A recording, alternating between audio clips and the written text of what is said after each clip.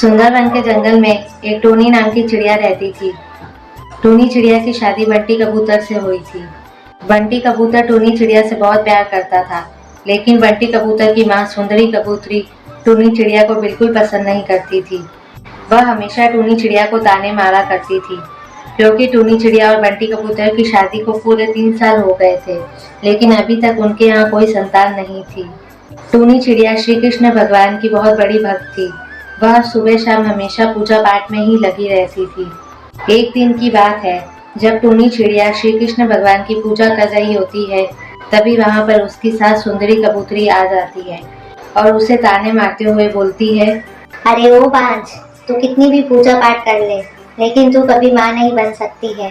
मुझे तो लगता है कि श्री कृष्ण भी अब तुझसे परेशान हो गए हैं, तभी तो वह तेरी गोद नहीं भर रहे हैं। उन्हें भी पता चल गया होगा कि तू कितनी बड़ी पापी है। शायद तूने पिछले जन्म में कोई पाप किया होगा, तभी तो कृष्ण भगवान इस जन्म में तेरी गोद नहीं भर रहे हैं। माँ जी, आप ऐसा क्यों बोल रही हो? मैं जानती हूँ मेरे कान्हा को, वह कभी भी अपने भक्तों को निराश नहीं करते हैं। देखना माँ जी, एक ना एक दिन कान्हा मेरी गोद में भी एक नन्हा बाल गोपाल डालेंगे। माँ जी, अगर ये पिछले जन्म के किसी पाप की सजा है तो इस जन्म में मैं उस पाप का पश्चाताप करूँगी। मैं प्रण लेती हूँ कि इस जन्माष्टमी आने तक मैं ना तो अन्न ग्रहण करूँगी और ना ही जल ग्रहण करूँगी। जब दोनों सास बहू आपस में बात कर रही होती है, तभी वहाँ बंटी कबूतर भी आ जाता है और उन दोनों सास बहू की सारी बातें सुन लेता है। फिर वह अपनी पत्नी टोनी चिड़िया से बोलता है, अरे टोनी, तुम्हें यह सब अन्न जल त्याग करने की कोई जरूरत नहीं है। टोनी, यह जरूरी तो नहीं है कि शादी के बाद हर पति पत्नी को माँ बाप बनने का सुख मिले। अगर हमारी कोई संतान नहीं है तो यह भी भगवान की ही मर्जी है। और मैंने तो यह भी सुना है कि संतान उन्हीं लोगों को होती है जिसका पिछले जन्म का कोई कर्ज चुकाना बाकी हो।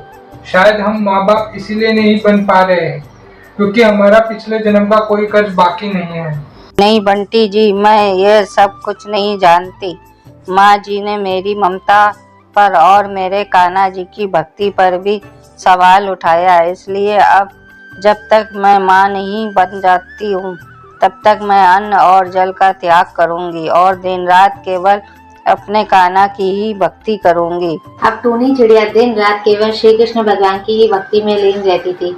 वह बिना कुछ खाए पिए सारा दिन केवल पूजा पाठ ही किया करती थी। कुछ दिन ऐसे ही बीत जाते हैं। भूखे प्यासे रहने की वजह से टोनी चिड़िया बहुत कमजोर और बीमार हो गई थी, लेकिन टोनी चिड़िया ने हिम्मत नहीं हारी और अब भी वह दिन रात भूखी प्यासी कृष्ण की भक्ति में ही लगी रहती थी। ऐसे ही और कुछ दिन बीत जाते हैं। जन्माष्टमी से एक दिन पहले की बात है। टोनी चिड़िया को बहुत तेज बुखार आ रहा होता है, लेकिन वह अब भी कान्हा जी की भक्ति में ही डूबी हुई थी और उनसे विनती कर रही होती है, कान्हा जी, अब तो आप मुझे दर्शन दे दीजिए। ऐसा बोलते बोलते टोनी चिड़िया बुखार और कमजोरी की वजह से सो जाती है और नींद में वह एक सपना देखती है। सपने में उसे कृष्ण भगवान दिखाई देते हैं।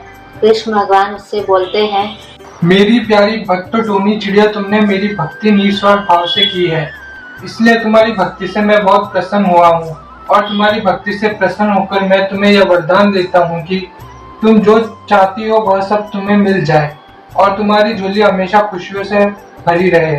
इतना कहकर कृष्ण भगवान वहाँ से गायब हो जाते हैं और टोनी चिड़िया अभी भी गहरी नींद में होती है और ऐसे ही पूरा दिन बीत जाता है।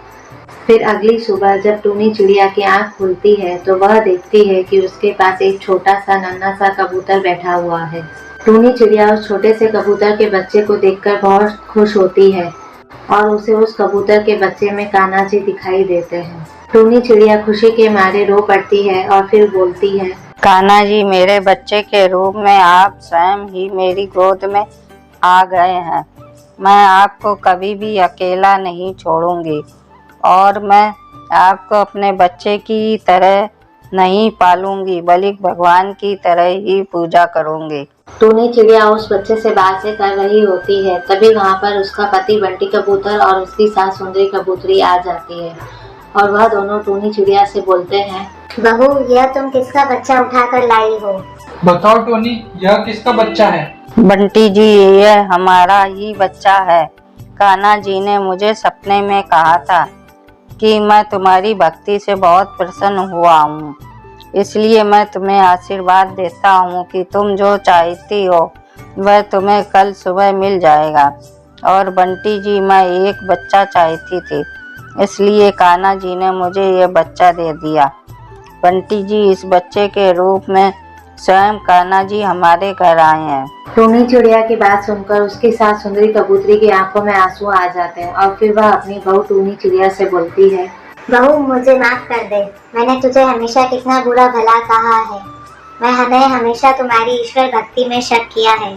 मुझे माफ कर दो कृष्ण भगवान, मुझसे बहुत बड़ी गलती हो गई। सुंदरी कबूतरी को अपनी गलती का एहसास हो जाता है और वह फिर अपनी बहू से माफी मांग लेती है। टोनी चिड़िया भी अपनी सास को माफ कर देती है और फिर उस दिन के बाद से वह सभी लोग मिलजुल कर खुशी खुशी एक साथ रहते हैं।